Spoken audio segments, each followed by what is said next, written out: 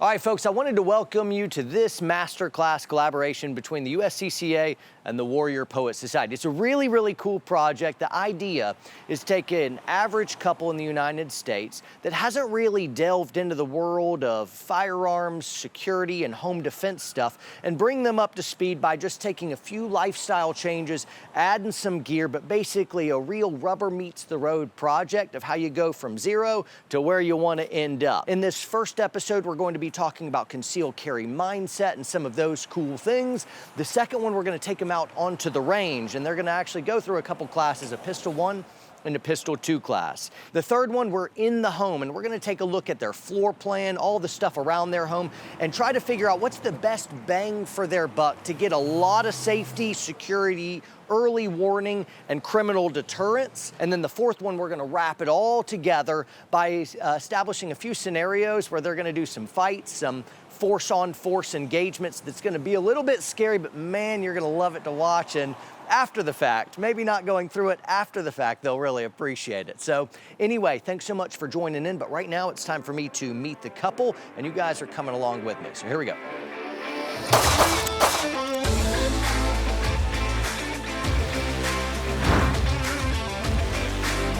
Tactics trump skills. He's back. Wonderful. I didn't grow up in a family where guns were ever around. You have some shocks on that car with a slight bend. Have these concentric circles way outside your home so that they don't even want it.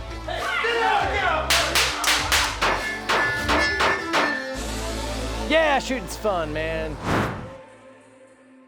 So Mike, Mary, thanks so much for hanging out with me. And I think there's a ton of people out there that are like you, and you're busy with kids and work and whatnot, and you don't have a lot of the mental space to really sit down and be like, let me tackle security. And I think just being able to make some really tiny lifestyle changes and a couple little hardware upgrades, people don't realize how simple it could be to take your security level here and go really to a higher level. So thanks for kind of being the stand-in for everybody out there.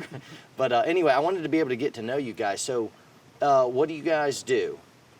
I'm a regional sales manager, and I'm on the road a lot, traveling out throughout the Midwest.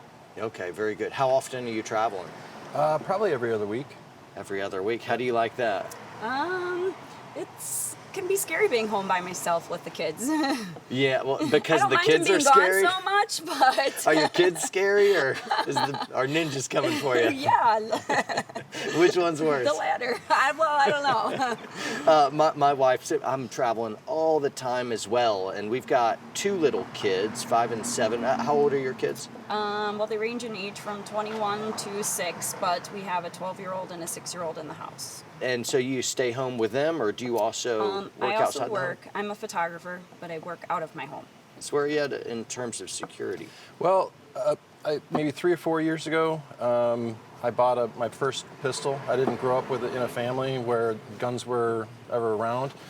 We weren't anti-gun, but we just wasn't part of our lifestyle at all. Okay.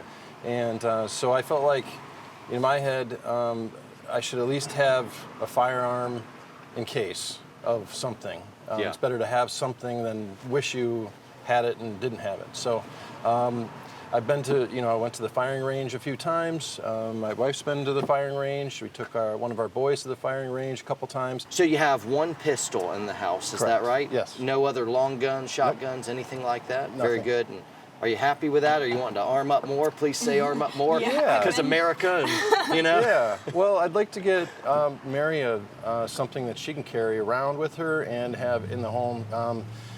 Having the one gun, if I know that I'm going somewhere that may be unsafe, I like to take it with me.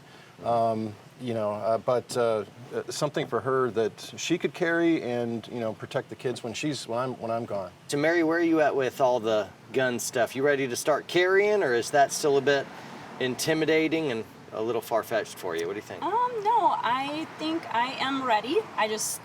I'm a photographer, and I have some photo sessions that I've gone to that have Been a little strange. I don't always meet my clients ahead of time. I usually talk to someone on the phone. Well, I appreciate that your eyes are open and you at least realize that of like, man, I am vulnerable here. There's so many folks out there in the exact same situation, and everyone thinks, yeah, that happens somewhere else. It's not going to happen to me though, and until it does, and then you're scarred as just kind of a victim, and you can get over some of that stuff. But man, it takes time, and it's a just terrible thing. So I appreciate that that's not okay anymore. You don't need me to be like, hey, Mary, that is crazy dangerous. Well, yeah, what do you think about all this stuff for her and working with other folks and you on the road?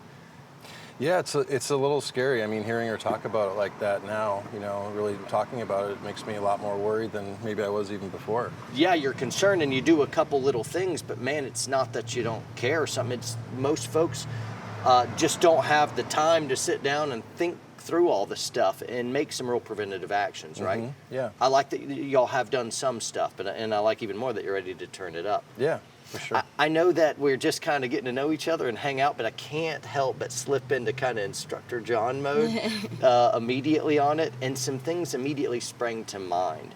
It's not just a gun problem of like, a gun's gonna solve our problems. It's really don't go to stupid places at stupid times with stupid people, that old kind of adage thing, and you know that.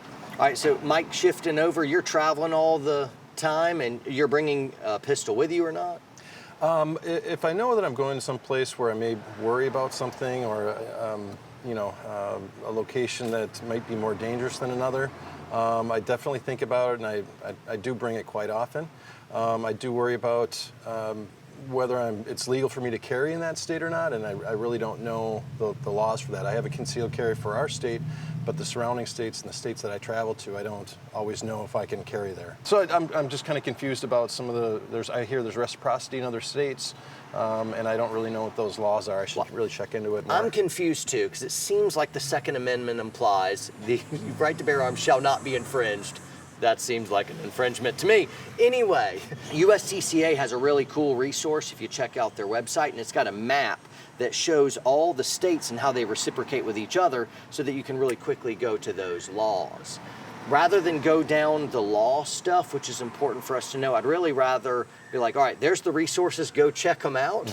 And I'd rather us be a little bit more brass tacks, rubber meets the road tactically. A lot of times, opportunistic criminals will get us when we're in transit. When we're in our castle and in our home, we can set the stage and be a little bit more defensible, but we're even more especially vulnerable when we're in transit. So you're right to be security minded and carrying a gun, but it can be difficult tactically if all of a sudden you're getting out of your vehicle, grabbing a bag, and when you turn around, there's some joker pointing a gun at your head, and you're like, you've got a gun in the glove box, which might as well be 1,000 miles away because you can't get to it in time, right? If someone wishes you harm, how do we get the best bang for our buck to be able to stop that, to mitigate our risk? And that's what I kind of want to center in with you, both in the home and outside the home.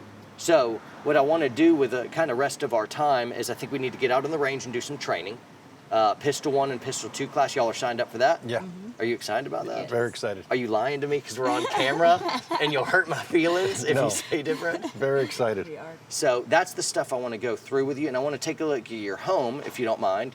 That'd be great. Good, because we already agreed in advance that you were cool with it. So take a look at your home and figure out what is some simple stuff.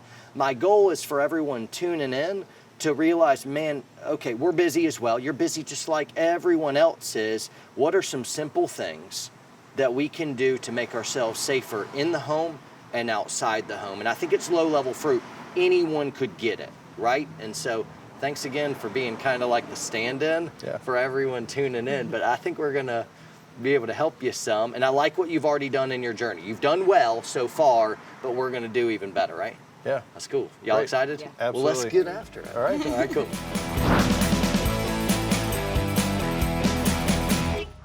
So, John, I was listening in on a conversation that you were having with Mike and Mary, and you were talking about not living in a world of paranoia. And I would like to kind of go a little deeper on it right now, if you wouldn't mind. You can't eliminate all risk. I just want them to eliminate unnecessary risk, right? You gotta live, right? Yeah, you do. Mike, what do we teach our people? Concealed carry and home defense fundamentals, we dive really deep into, you know, Cooper's codes, white, yellow, orange, red, and we really go through all of the different scenarios and how they fit into that and where you need to live your life. Walking around with a cell phone, condition white. You have no idea what's going on outside of that 2 feet right in front of your face.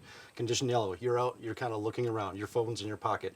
You're taking in what's around you. Condition orange, okay, you've recognized something's not right. There's a sketchy dude standing down, yeah, right here. Sketchy dude standing on the corner. Super sketchy. And then, I mean, condition red, you know, it's going down. Something's happening. Well, it starts with situational awareness, right? I mean, you have to know what's going on around you. You know, nothing good tends to happen when you're out after, say, 10, 11 o'clock at night. Now, obviously, I'm exaggerating, but there's some truth to that as well, right? I see so many bad things go down at night, and that doesn't mean don't leave your house. It doesn't mean don't do this, don't do that. But what it does mean is you do have to have that knowledge base of how are we likely to get into trouble? How are we likely to then deal with it as far as the avoid, escape, defend? What are some threat indicators that folks can be like, dude, that looks fishy? I mean, he just, looks just, Mike-ish. just how people like are walking, what they're, you know, follow their eyes. Are they watching you? Are they like trying to keep an eye on you, but they're looking to see what else is going on around, to see if there's, you know, any witnesses? Are you going to be an easy target? Right. I mean, because honestly, that's what the bad guy's looking for, an easy grab and go, whatever it is that they're trying to do. I think that's really, really important to have those types of verbal skills to de-escalate that situation. You know, if you can't move away from it, then make sure you can do whatever you can to kind of put yourself in a position of advantage and not allow them to gain that advantage over you. Maybe I can talk them out of it, you know? Hey, I don't want any trouble right now. Avoid stupid places, profile folks The so you dark see alley. the threat coming, be situationally aware, and realize the answer's not always a gun. Sometimes it's like verbal de-escalation. Everyone thinks the answer is gun, and man, that's like so far down the pipeline. Yeah. Avoidance, that's the key. Avoid the Holy situation smokes. altogether. You never need it. In our next episode, episode 2, we're going to take them out to the range and they're going to be running and gunning. Well, maybe we're not going to immediately just put a gun in their hands and let them run with it. It's a little bit more of a metaphor. Bear with me, guys. Then we're going to spool them up a little bit by the second day in Pistol 2, and they're going to be using cover and concealment, and we're going to give them tips along the way to kind of hold their hand through this process.